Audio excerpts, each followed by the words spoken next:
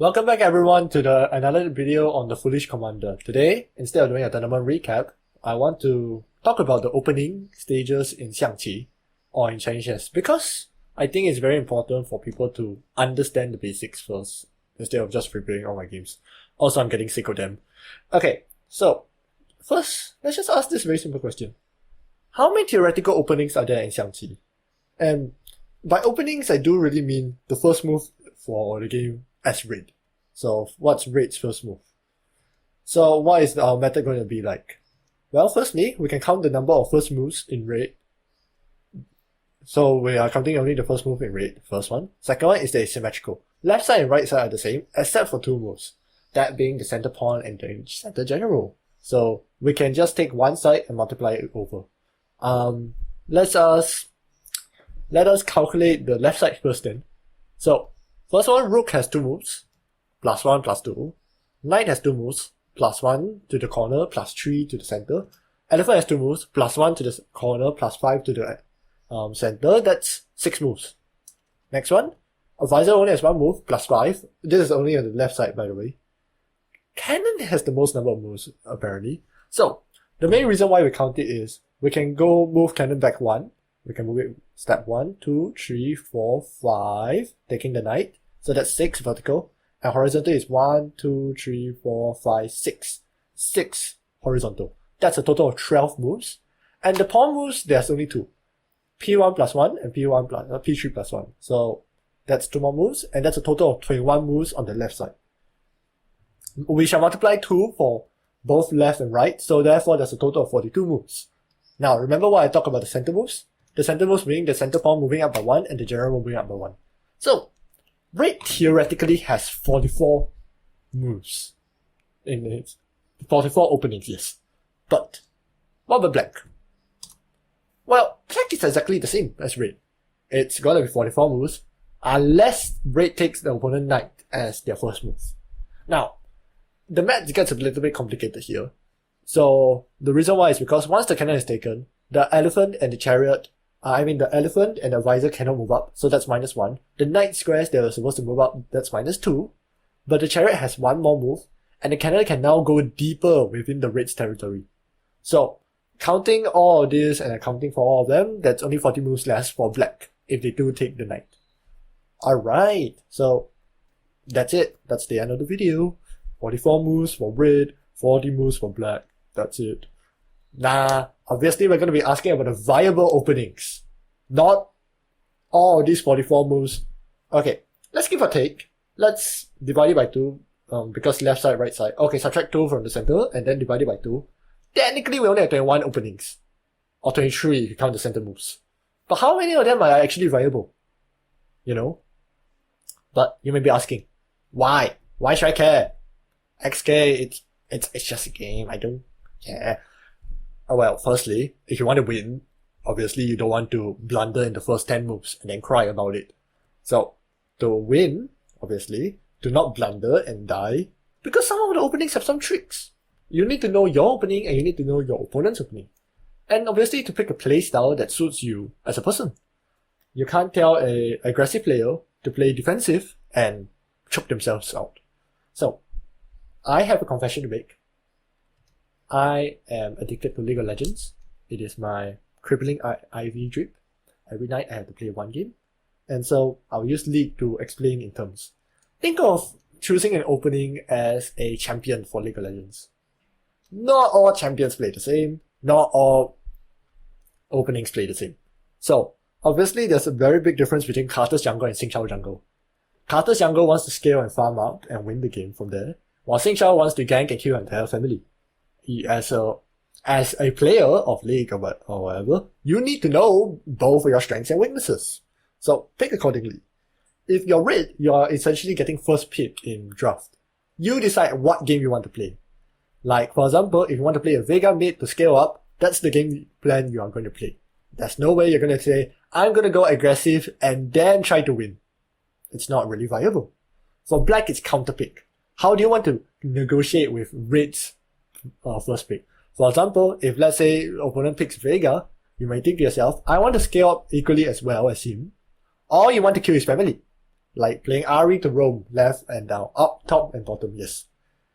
This is exactly the same for Xiangqi. Red, you get to decide what game do you want to play, and black, you get to decide how you want to counter red's moves. Okay. So, let's have a warning. Obviously, you can play off meta, no worries. You can play off meta openings in Xiangqi. These are called 冷门 or cold door. These are very unpopular openings, and most people won't know how to play against them. But obviously you must know them well, else you lose. For example, like this Jin mid. He wants to play Jin mid, he wants to experiment. Yeah, sure, but don't play in my fucking rank games, bitch! This is also true for Xiangqi. You can play with those off-meta openings, but there will be certain traps and certain plans that you need to know, else you lose. So, let's talk about the bad openings first. The good openings, let's not talk about them. Bad openings. What do you think is the worst opening? Now, when starting this video, I thought to myself, I think moving the rook up is worse. The R1 plus 1. I was close. The worst one is R1 plus 2. R1 plus 1 and R9 plus 1 are actual legitimate openings.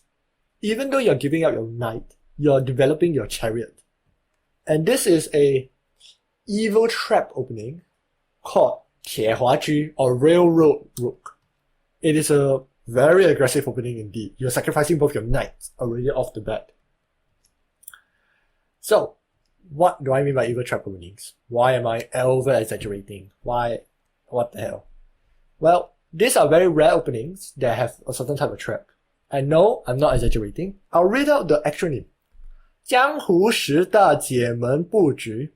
江湖 just means a place. 十大 10 big. 解门 evil, sector, evil. 布局 opening. Or 10 evil layouts in Jianghu in Google Translate. All these openings will have some traps.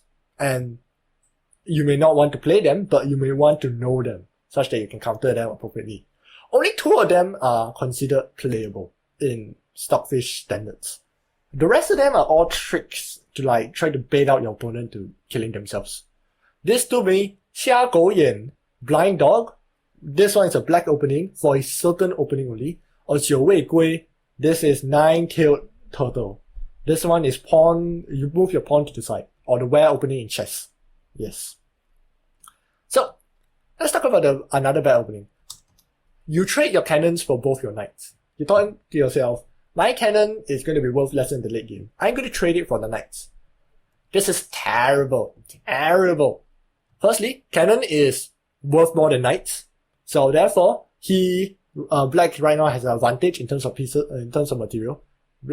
It's like by 1, not much. But secondly, the more important problem, by tempo, black is ahead of red. Red is supposed to have +1 tempo. By doing this opening, you give him 2 extra moves while you have nothing. So red has 0 moves, while black has 2 moves already. Please don't play this. This is horrible. And the final bad opening. Now, I look up to Hikaru Nakamura for his favorite opening. Of course, baby, it's the bomb cloud opening. G5 plus 1, General 5 plus 1 to charge forward. This is a very impressively not called bomb cloud in Xiangqi, but it's called Emperor's March. I can't read this, but basically, it's like how the Emperor is marching along with his soldiers. And this is, like I said, the middle finger to your opponents. This is saying, fuck you, I don't need my first move advantage. You go. My general is out here, like a man. Yeah.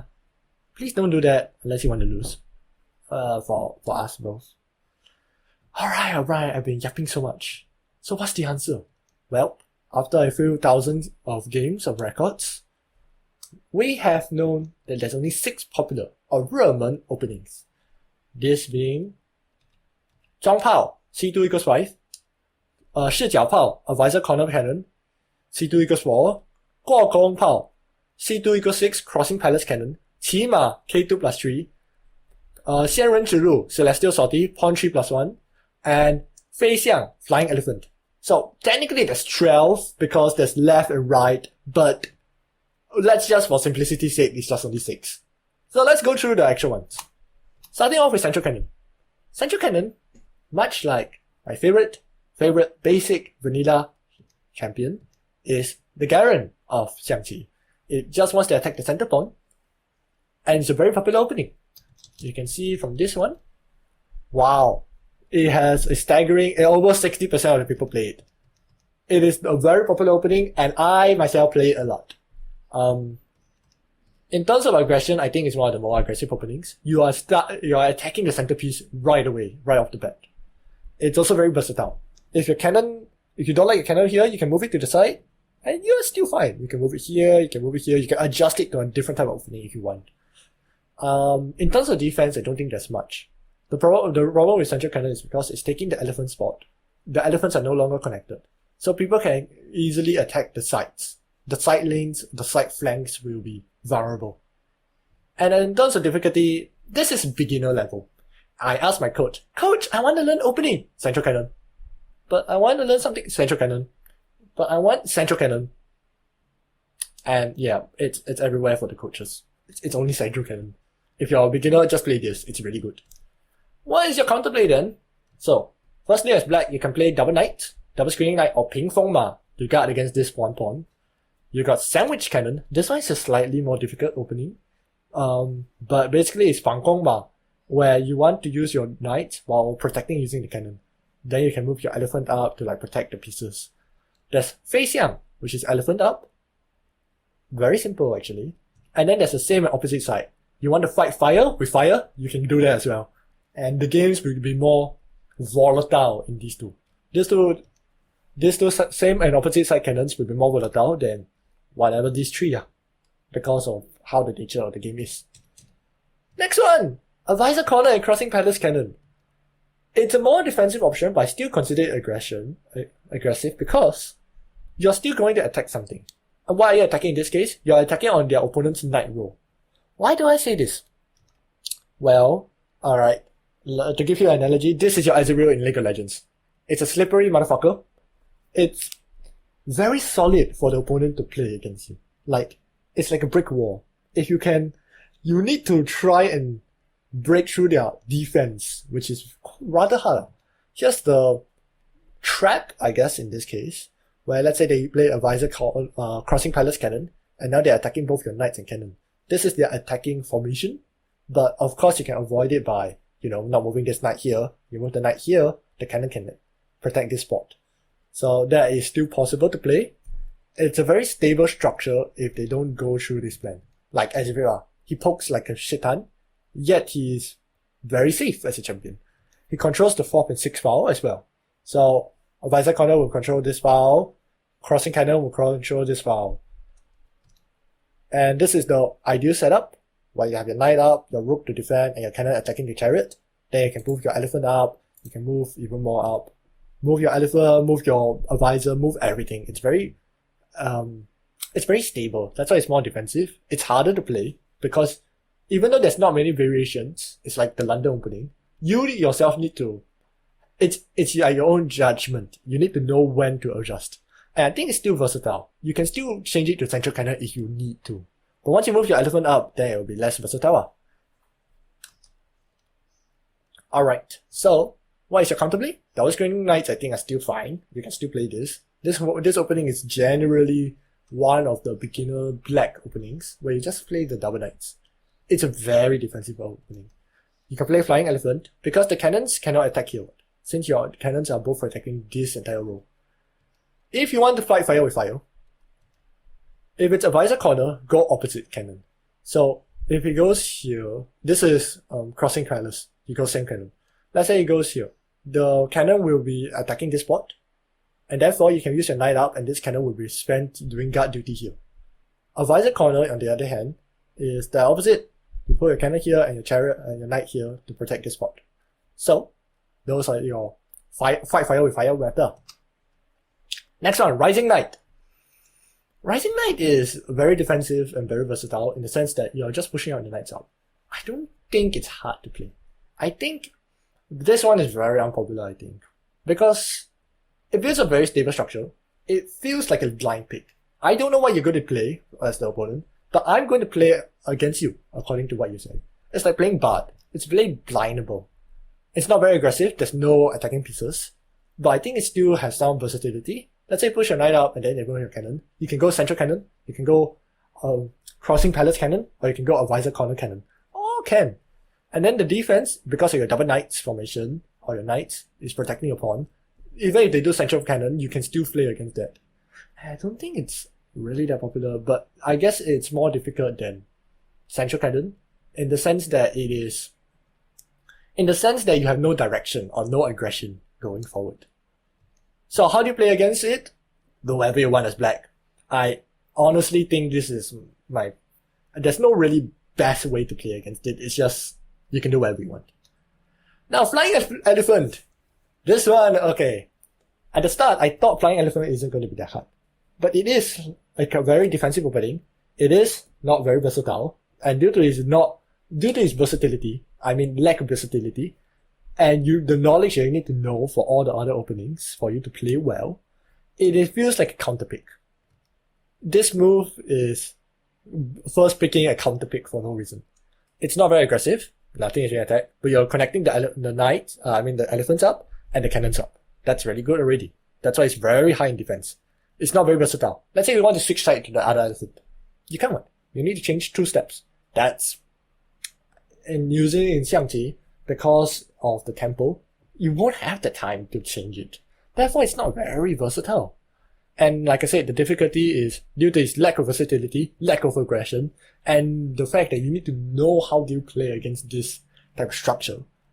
You are basically forced to strap in and have a very difficult game. I think it's less versatile than the next opening, but it's very rock solid if you can play it well. This is your Malphite. See? Rock solid. Get it? I don't say that I would say Malphite is easy to play, but I don't think he's easy in high-low, because most people know what you're going to do. If they don't make a mistake, you basically have no counterplay. And there's nothing what you can do.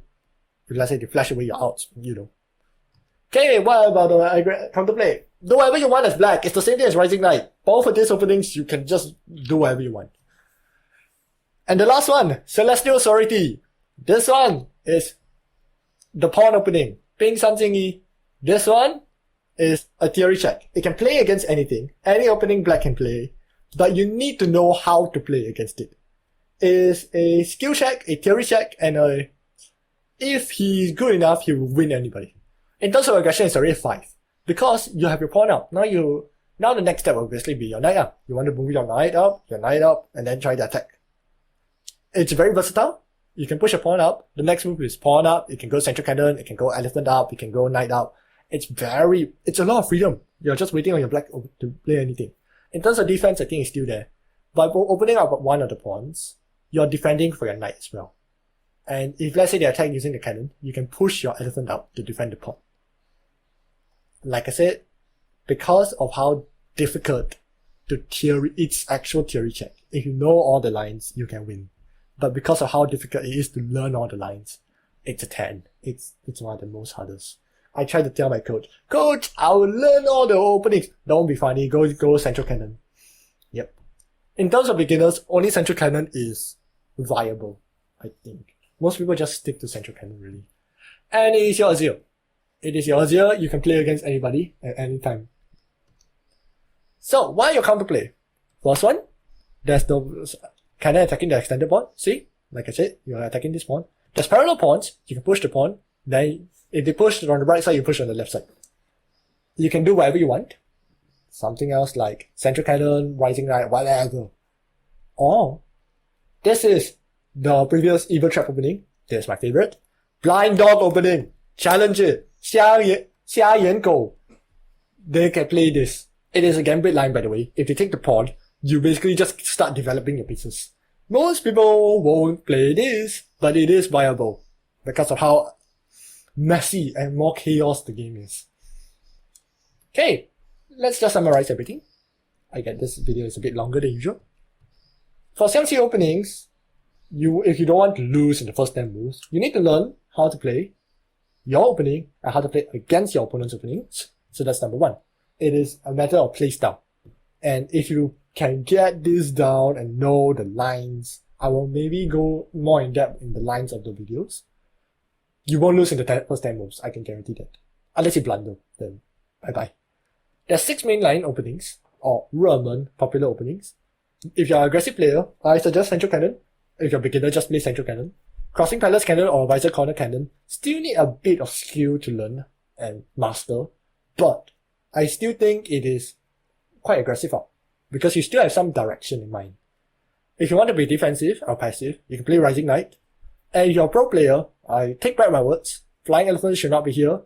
It should be in the pro player. Flying Elephant as a Celestial Sorority may be for you because you already know everything and you played this game for like 20 years already, man.